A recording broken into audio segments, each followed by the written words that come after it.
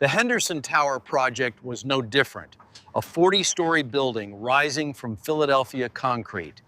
Construction sites are loud, rough places where men prove themselves through strength and endurance.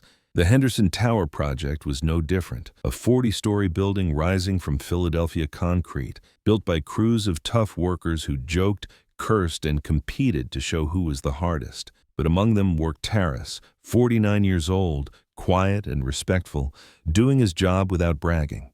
He didn't fit the stereotype. He was older, calmer, different. And when the younger guys started harassing the new female engineer, treating her like she didn't belong, Taras showed them what real strength looked like. Henderson Tower, a 40-story luxury residential tower in downtown Philadelphia. Construction had started 6 months ago. Now they were working on the 28th floor, 80-person crew, welders, carpenters, concrete workers, crane operators, and Taras, welder. 49 years old, thick build, graying hair, thick Ukrainian accent. He'd been working here for 3 years, quietly, hardworking, not fighting with anyone. Arrived at 6 in the morning, left at 5 in the evening. During break sat in the corner, drank his thermos coffee, didn't get involved in others' drama. There was a hierarchy on the construction site. Site supervisor at the top, Tony, 40s, Italian background, tough but fair. Then foremen, small team leaders. Then skilled workers, welders, electricians. At the bottom, general laborers, carrying, cleaning simple tasks. And there was a culture. Be strong. Don't complain. Don't show weakness. Fit in with the crew. Joking was an endurance test. If you couldn't handle it, this place wasn't for you. Taras understood this culture, but didn't participate, just did his job. One Monday morning, someone new arrived. Sarah Chen, 29 years old, Chinese-American, structural engineer, MIT graduate, bright orange hard hat, white shirt, blue jeans, construction safety boots, carrying clipboard, checking designs. A few workers noticed, heads turned, whispers started. The new engineer's a woman? Pretty too, but this place isn't for her. Let's see how long she lasts. Sarah kept her head up. She was professional. She'd do her job. The first week was normal. Sarah did her job, checked designs, talked with supervisor Tony, took notes. But in the second week, some young workers, 3 especially, started paying attention.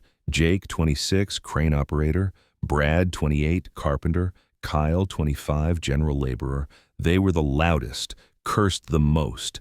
And now Sarah was their target. Started with jokes. Hey, beautiful, gonna show us something? Sarah ignored it. Then it got worse. Third week, Jake blocked Sarah's path. Engineer lady, can you check this steel beam, or are you too weak to lift it? Sarah responded, my job is design, yours is carrying. Please step aside. Jake laughed. Ooh, talk's tough, I like it. Brad approached. Maybe she wants lunch with us. We'll show her how to be a real man. Sarah's face turned red. No, thank you. And this is inappropriate. Kyle added, inappropriate? We're just being friendly.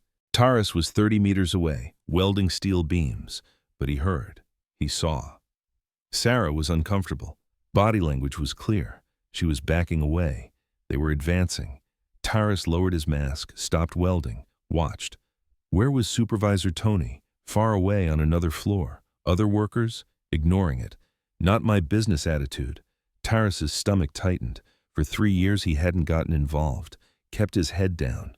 But this was different. This wasn't just joking. This was harassment. Sarah tried to pass. Excuse me, I need to get back to work. But Jake blocked her. Where's the hurry? Chat with us a bit. Brad added, yeah, you're so serious. You should have some fun. Sarah's voice hardened. Step aside. Now. Kyle laughed. Or what? You gonna complain to the boss? They won't even take you seriously. Jake added, yeah, this is a construction site. Not for sensitive people. Sarah's eyes filled, but with anger. I'm not sensitive. But you're disrespectful. She tried to turn. Jake grabbed her arm. Come on. Let her go. Everyone turned. Taras was walking, slow, determined steps, hard hat, work gloves, welding apron. 49 years old but large build, broad shoulders, military posture, voice low but firm. Jake laughed. This doesn't concern you, old man. Taras stopped 2 meters away. Let go of her arm. Now. What if I don't?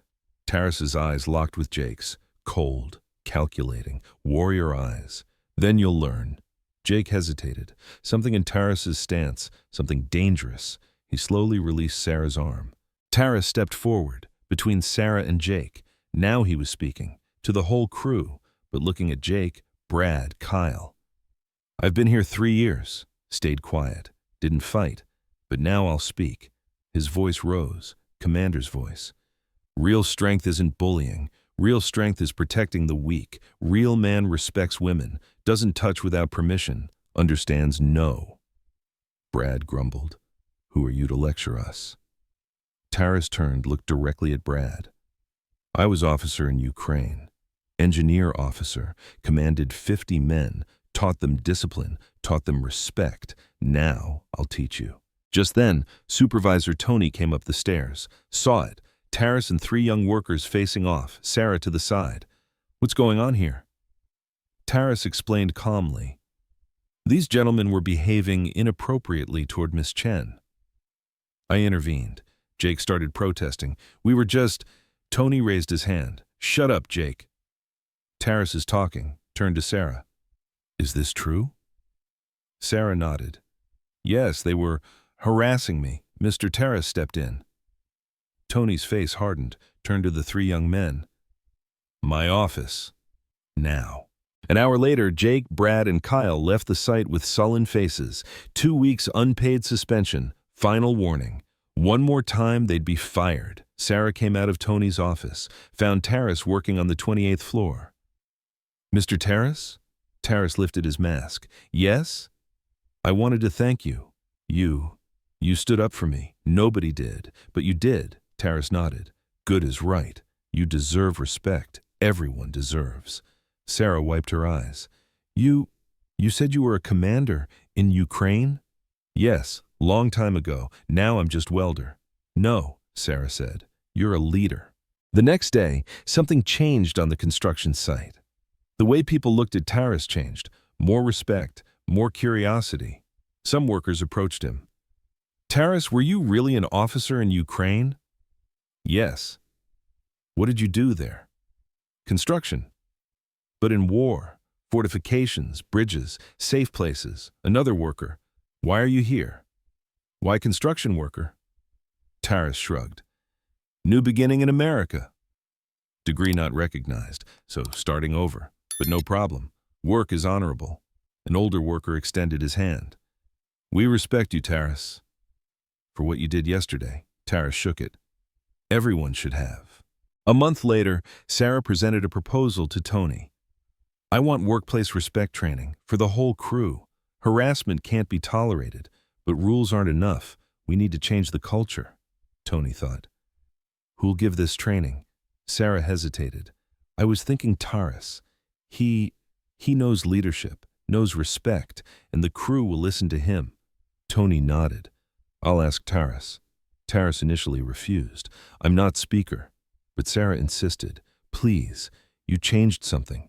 You can change more. Finally, Taras accepted. 2 weeks later, the whole crew, 80 people, gathered during break. Taras stood in front, hard hat off, graying hair, welding apron still on. He spoke, simply, powerfully. I'm not commander anymore. I'm just worker. But I learned something. Respect doesn't come with rank. It comes with character. Strength isn't muscles. It's discipline. And real man protects the weak, doesn't bully. Silence. Then someone clapped, then another, then everyone. Taras bowed his head. That day, Taras stopped being just a welder. He became safety consultant, part-time, led workplace respect program, and Henderson Tower became one of Philadelphia's safest, most respectful construction sites.